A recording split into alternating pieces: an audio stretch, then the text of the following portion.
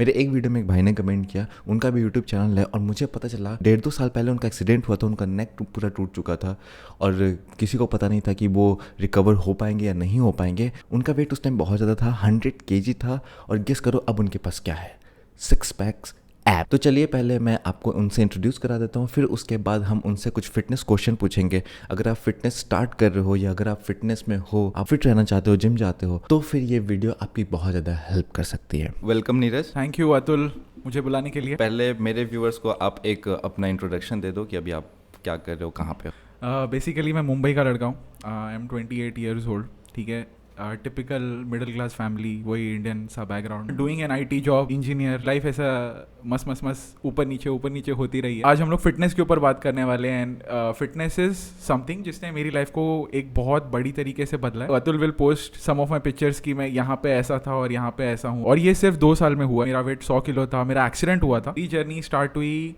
Like 1.5 years back, जब मैं accident से जस्ट बैरली रिकवर किया। सो एज आई मैंशन कि मेरा नेक एक्चुअली ब्रेक हुआ था एंड मैं 3 months कम्प्लीटली बेड रेस्ट पे था। मतलब मैं हिल नहीं सकता था, मैं कुछ नहीं कर सकता था एंड मेरे बॉडी में जीरो मसल मास था उस टाइम पे, प्योर फैट। 100 उससे पहले फिटनेस का कुछ था क्या, मतलब कि उससे पहले आप जिम में गए या कुछ भी इंटरेस्ट था? नहीं, मतलब मेरे को इंटरेस्ट था जिम जाने का। मैंने 4 years बैक जिम ज्वाइन किया था और फिर मैंने छोड़ दिया। मतलब जिम की मेंबरशिप वेस्ट, जो टिपिकल एक होता है ना कि बंदा गया। और मेरे साथ तब ऐसा होता था कि मेरे को वॉमिटिंग होती थी लिटरली। जैसे मैं लेग्स मारने गया, जो मारते ही नहीं है लोग, बट हम थोड़ी कोशिश कर लेते थे, तो उसी में बहुत ऐसा मुझे ऐसा लगा था कि मेरी बॉडी तो फिजिकल फिटनेस के लिए बनी ही नहीं है। I use to feel like that.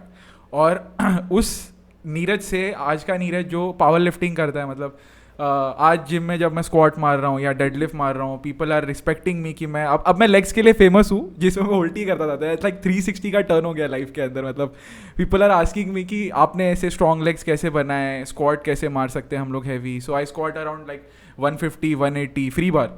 सो मेरे लिए वो बहुत बड़ी चीज़ है।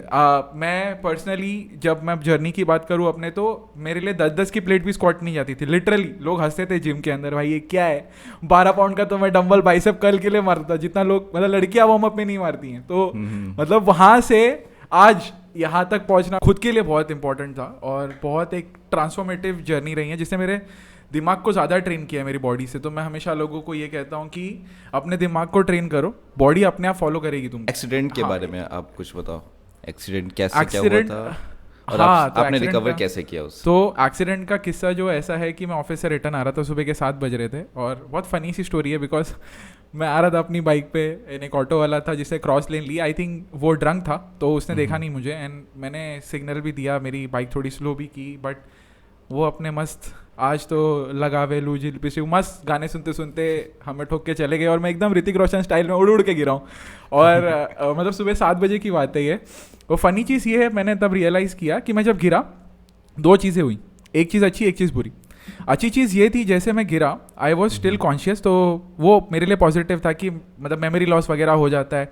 I could have literally died, मैं मर सकता था ऑन दैट पॉइंट, बिकॉज मैं गिरा और मेरे हेलमेट के 3 टुकड़े हो गए। मेरे बाइक का जो आगे का टायर होता है वो पूरा बेंड हो गया था।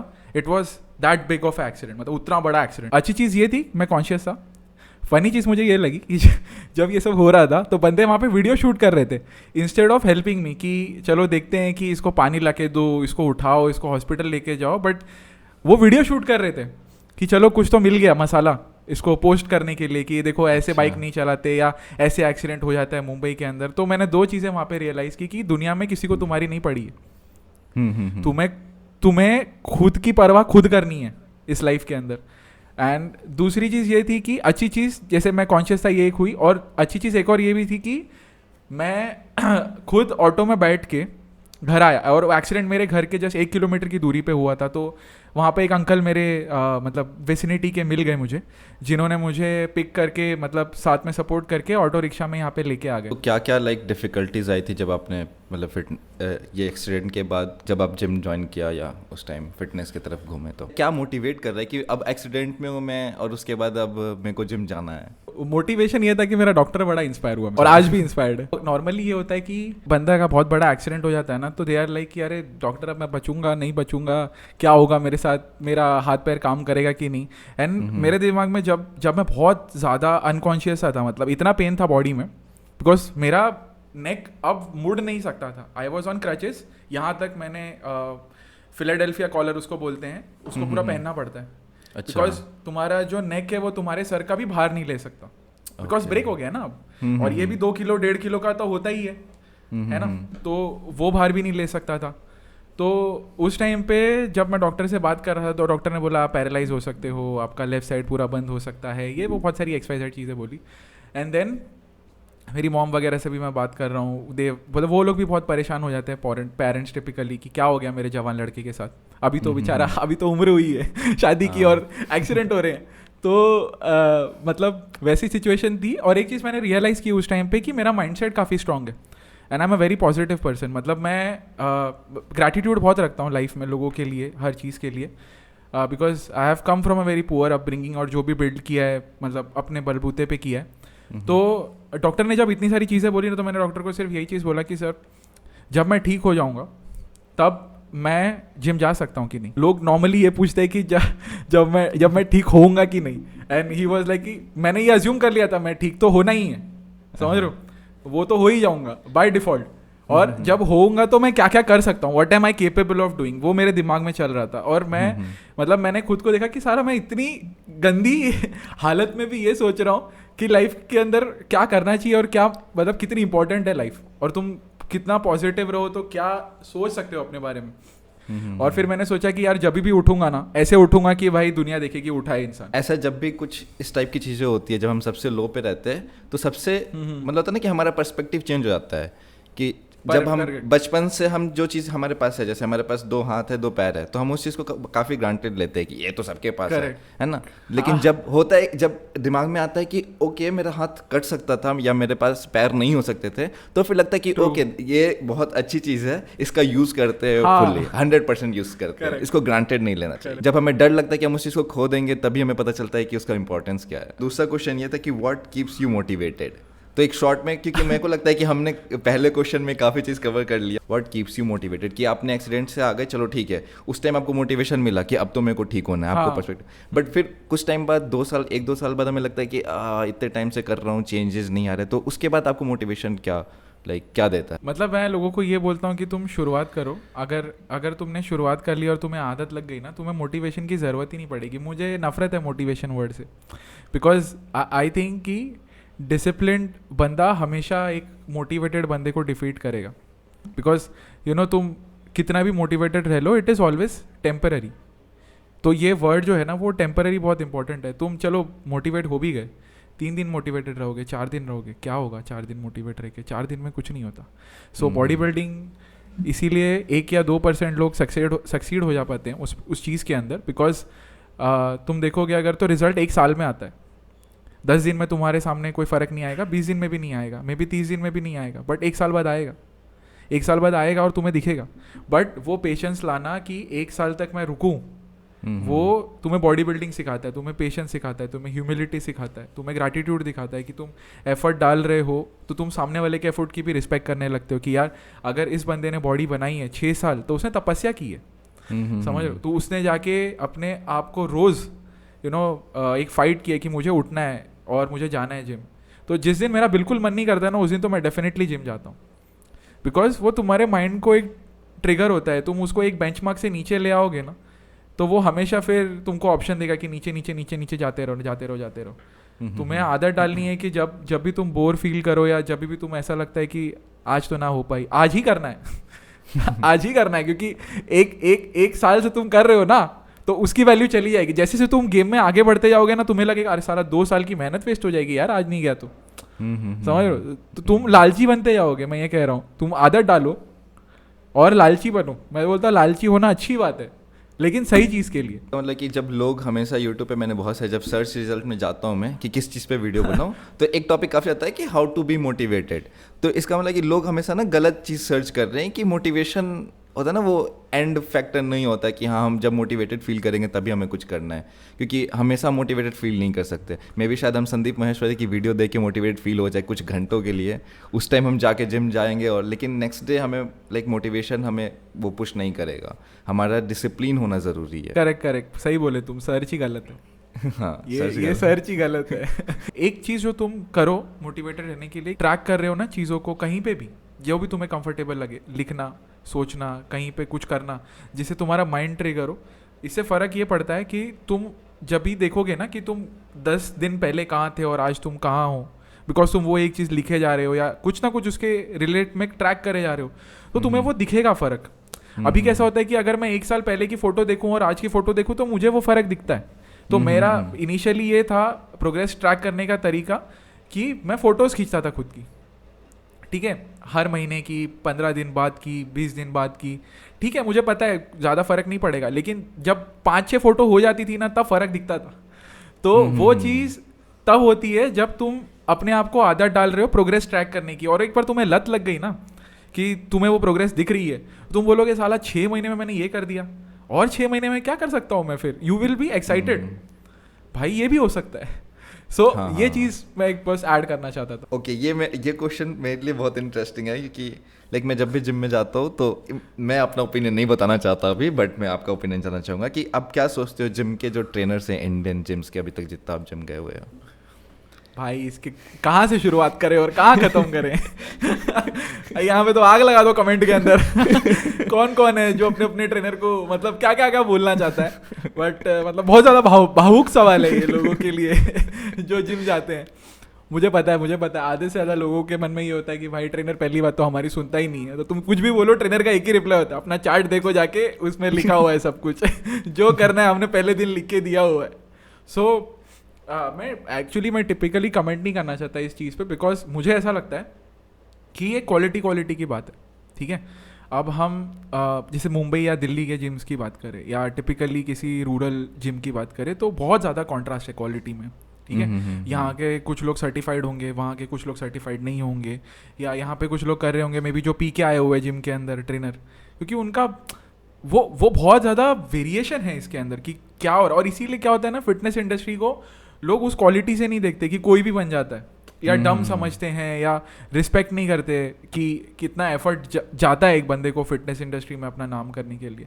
सो और ये कहीं ना कहीं फॉल्ट हमारी भी है in terms of fitness entire industry की, कि हमने उस क्वालिटी स्टैंडर्ड को मेंटेन नहीं किया हुआ है। प्रोटीन के डब्बे में सोया पाउडर आ जाता है, जो भी है, फिर माँ बाप बोलते हैं कि भाई प्रोटीन नकली है, इससे पता नहीं लोग हॉस्पिटल पहुँच जाते हैं। मैं मतलब यही रिक्वेस्ट कर सकता हूँ ट्रेनर्स को कि ये बहुत रिस्पॉन्सिबिलिटी वाला काम होता है, लोग आपको लुक फॉरवर्ड करते हैं, और मतलब मैं खुद एज अ कोच हूँ, मैं कुछ लोगों को ट्रेनिंग देता हूँ, ठीक है, तो मेरे लिए ये बहुत ज़्यादा रिस्पॉन्सिबिलिटी वाला काम है कि मैं क्वालिटी दूँ सामने वाले को, और वो मेरे पे हेल्थ के ऊपर बिलीव कर रहा है, विच इज़ समथिंग जो सबसे इंपॉर्टेंट होती है लाइफ के अंदर, राइट। जान है तो जहान है बोलते हैं ना। सो मेरा ये टेक है उसके ऊपर, बाकी ये सब इंडिविजुअल सोच है ट्रेनर्स के ऊपर, बट बहुत इमोशनल सवाल। वर्स्ट थिंग क्या है, मतलब सबसे बुरी चीज़ क्या है इंडियन फिटनेस इंडस्ट्री है? जैसे मैंने बोला ना, प्रोटीन पाउडर का अडल्ट्रेशन बहुत ज़्यादा है, लोग मिसयूज़ बहुत कर लेते हैं दूसरों को,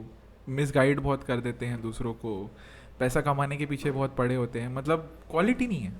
मतलब इंडिया में ये चीज़ को ना उस रिस्पेक्ट नहीं दी जाती, पहली बात तो उतनी कि भाई क्या हो गया, इंजीनियरिंग करके ट्रेनर बन गया है, या ट्रेनर ही तो है, ट्रेनर मतलब क्या ही हो जाता है, मतलब समझ रहे हो, उतनी वैल्यू नहीं है। और ओवरऑल मैं फिटनेस इंडस्ट्री में वही बोलूँ कि मिसगाइडेंस बहुत ज़्यादा है। कोई लुक फॉरवर्ड करता है किसी को और वो बंदा उतना एफर्ट नहीं लेता कि जेन्युइन इन्फॉर्मेशन दे सामने वाले को, तो हेल्थ के साथ तुम खेल रहे हो ना किसी की, और वो बहुत बड़ी बात है।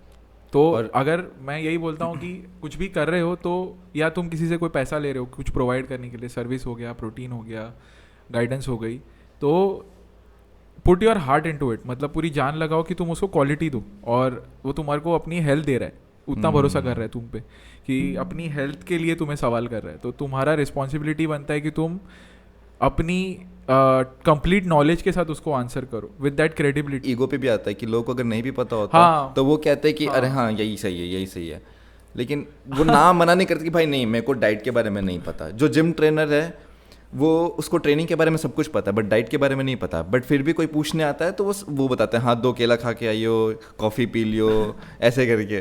तो वो चीज़ मना करना चाहिए कि नहीं भाई मेरे को डाइट का आइडिया नहीं है, मैं वेट लिफ्टिंग बता सकता हूँ बट डाइट तुमको कोई और प्लान करना पड़ेगा, कहीं और से देखना पड़ेगा। की प्रॉब्लम तो आई थिंक पूरी फिटनेस इंडस्ट्री में, बिकॉज वो हो जाता है ना, भाई ने एकदम दिल पे ले लिया है अपने। सो वो मुझे ऐसा डेफिनेटली जो अतुल बोल रहा है ना, वो मेरे से कनेक्ट होता है बिकॉज कभी भी हम लोग जाते हैं तो वही टिपिकल चीज़ें होती है, ब्रो स्प्लिट। अभी कोई पुश पुल लेग के बारे में बात ही नहीं करता। अभी थोड़ा सा ज़्यादा फेमस हो गया है वो, बट पहले लोग यही करते थे, आज बैक मार ली, मंडे चेस्ट मार लिया। मंडे चेस्ट तो फेमस है भाई, मंडे जाओ, कोई चेस्ट की मशीन अवेलेबल ही नहीं होगी कभी, मतलब कोई मंडे को कुछ मारता ही नहीं है, और मतलब हद है। और मैं जानबूझ के उल्टे करता हूँ, फिर मैं मंडे को लेग से स्टार्ट करता हूँ, पूरा लेग्स खा रहता है, उल्टा ही रहता है मेरा भी। हाँ, और मैं रेकमेंड भी यही करता हूँ कि लेग्स पुश पुल करो, बिकॉज लेग से तुम्हारा क्या होता है, लेग्स मतलब डेडलिफ्ट और स्क्वाट्स 2 ही ऐसी एक्सरसाइज है जिसमें तुम्हारा ग्रोथ हार्मोन रिलीज होता है, बिकॉज तुम्हारी बॉडी उतने स्ट्रेस में जाती है। और अगर तुम्हारा ग्रोथ हार्मोन मंडे को ही रिलीज हो रहा है, तुम्हारी बॉडी उतनी स्ट्रेस में जा रही है, तो तुम्हें वो टेस्टोस्टेरोन का बूस्ट पूरे हफ्ते मिलता है जो तुमने इनिशियली पैदा कर लिया है। तो तुम जब हल्की भी एक्सरसाइजेस करते हो बाद में, तो तुम्हें उनका बेनिफिट ज़्यादा मिलता है। तुम्हारी जो मसल प्रोटीन सिंथेसिस होती है ना, वो बेटर क्वालिटी में होती है, कंसिस्टेंटली बनती रहती है। तो ये लोग समझते नहीं है, ऐसे ही आंड शंड ब्रो स्प्लिट मार दिया। पहली बात तो बाइसेप के अलावा कुछ मारते ही नहीं है। बाइसेप इतना सा मसल है भाई, 1% है तुम्हारी बॉडी में। ट्राइसेप उसे 2 गुना बड़ा है। उनको पता ही नहीं, आर्म्स चाहिए बड़े, ठीक है, बट ट्राइसेप को कभी हाथ ही नहीं लगाया। भाई ट्राइसेप ही तुम्हारा हाथ है, समझ। इतना मिसकंसेप्शन है। और ट्रेनर भी कभी नहीं बोलेगा कि भाई बाइसेप मत मार, बाइसेप मारना, वो अपना बाइसेप फ्लेक्स करेगा, बोलेगा बाइसेप ही मारो भाई, यही सही है। ओके, ये तो बात हो गई इंडिया की। अब आपका ओपिनियन इसी चीज़ में, वर्स्ट चीज़ में वर्ल्ड का क्या है? जैसे आप यूट्यूब पे देखते होगे बाकी सब यूट्यूबर्स को, तो जितना मैंने ऑब्जर्व किया है, पहली बात तो रिस्पेक्ट काफ़ी ज़्यादा डिफरेंट है। बाहर जो बंदा तुम्हारा ट्रेनर है उसकी काफ़ी ज़्यादा रिस्पेक्ट है, पहली बात। बहुत ज़्यादा अडल्ट्रेट नहीं करते हैं बाहर। It has a good quality, तुम्हें भरोसा, तुम कर सकते हो भरोसा, मतलब ये वो होता है। वहाँ पे मुझे लगता है कि वर्स्ट सिनेरियो ये है कि drugs in terms of PEDs, जो ये होता है, ये काफ़ी ज़्यादा क्रेज़ है वहाँ पे। जैसे अगर तुम लैरी विल्स या किसी की तुमने वीडियो देखी होगी, तो लैरी विल्स ने खुद कहा है कि मैंने बहुत अब्यूज़ किया है खुद को, ठीक है, लेकिन मैं यही बोलता हूँ कि मैं मेंटली डिप्रेस था। ये लैरी विल्स ने खुद कहा है कि मैं मेंटली डिप्रेस था, लेकिन तुम्हें अपना टेक केयर खुद करना है, तो तुम समझो इस बात को। उस केस में बहुत ज़्यादा, जो इंडिया में भी है बट बाहर बहुत ज़्यादा है, बिकॉज बाहर रेडीली अवेलेबल होती हैं चीज़ें, मतलब तुम बाय कर सकते हो। और बॉलीवुड हॉलीवुड में भी काफ़ी ज़्यादा है, क्योंकि वो रिवील नहीं कर सकते अपने आप को। उनका तो मैं समझ सकता हूँ, बॉलीवुड और हॉलीवुड एक्टर्स का मैं समझ सकता हूँ, बट जो फिटनेस इंडस्ट्री में एटलीस्ट वो खुल के बता सकते हैं कि हाँ हम क्या कर रहे हैं क्या नहीं कर रहे हैं, बट बहुत लोग छिपा के रहते हैं। कि जब बॉलीवुड या हॉलीवुड के एक्टर्स करते भी हैं तो वो बहुत ज़्यादा गाइडेंस में, और एक पूरा स्पेशल यूनिट होता है उनके साथ में जो उनको पूरे तरीके से ट्रैक कर रहा होता है, उठने से लेके ये। और वो मतलब वो लोग 15-16 lakhs पर वीक उनको पे करते हैं कि तुम एक एक चीज़ पे ध्यान दो। उनके ब्लड टेस्ट होते हैं, तुम्हारे पास तो उतना पैसा ही नहीं कि तुम अपनी हेल्थ को इतना ट्रैक कर पाओ इतने माइन्यूट लेवल पे। वो लोग एक एक हार्मोन लिटरली ट्रैक करते हैं कि ये सपोर्ट कर रहा है कि नहीं, वो सपोर्ट कर रहा है कि नहीं। अगर जैसे कोई फिटनेस जर्नी स्टार्ट कर रहा है या सोच रहा है स्टार्ट करने की, जैसे 14-15 साल के जो होते हैं, जब हमने भी स्टार्ट किया था काफ़ी टाइम पहले, तो क्या बेस्ट एडवाइस होगा, सिंपल और बेस्ट एडवाइस? जैसे जो करना का मन करे ना वो करो। मेरा एडवाइस ये है कि तुम्हें एक बेंचमार्क अपने दिमाग में सेट ही नहीं करना। मैं एक अपना एग्जांपल देता हूँ। मैंने अपनी पूरी ट्रांसफॉर्मेशन कोविड में की है, ठीक है। मैं कुछ 90-95 kgs का था, मैं 66 पे आया हूँ, ठीक है, एक साल के अंदर। सो मेरा दिमाग में क्या होता था, सिंपल, जिम बंद है, सब बंद है। मेरे दिमाग में था मुझे 100 पुशअप करने हैं 10-10 करके पूरे दिन में। कभी भी मैं क्या करता था, मैं जब भी उठा 10 मार लिए, ठीक है, नहीं जाते थे मेरे से, जैसे जा रहे, ठीक है। मेरा ये था कि मुझे करना है, बस 1 घंटा देना है दिन में, बस दैट्स इट। कुछ दिमाग में सोचना नहीं है। फिर धीरे धीरे कैसे हो गया कि प्रोग्रेस होने लगी। फिर तुम्हें थोड़ा सा दिखने लगेगा कुछ कि कुछ रिजल्ट आ रहे हैं, फिर तुम उसको थोड़ा सा एंजॉय करने लगोगे। चाहे वो तुम्हारे लिए चलना हो, किसी को स्किपिंग पसंद होती है, किसी को चलना पसंद होता है, किसी को साइकिलिंग पसंद होती है। स्टार्ट करना इंपॉर्टेंट है। तुम क्या स्टार्ट कर रहे हो, कैसे स्टार्ट कर रहे हो, कितना कर रहे हो, मैटर नहीं करता। ये मैटर करता है तुम रोज़ कर रहे हो, बस। ये मेरी एडवाइस ये है, रोज़ करो, जो करना है रोज़ करो, दैट्स इट। तुम्हें पता भी नहीं चलेगा और तुम बदल जाओगे। मैंने रोज़ किया, मुझे भी पता नहीं चला, मैं बदल गया।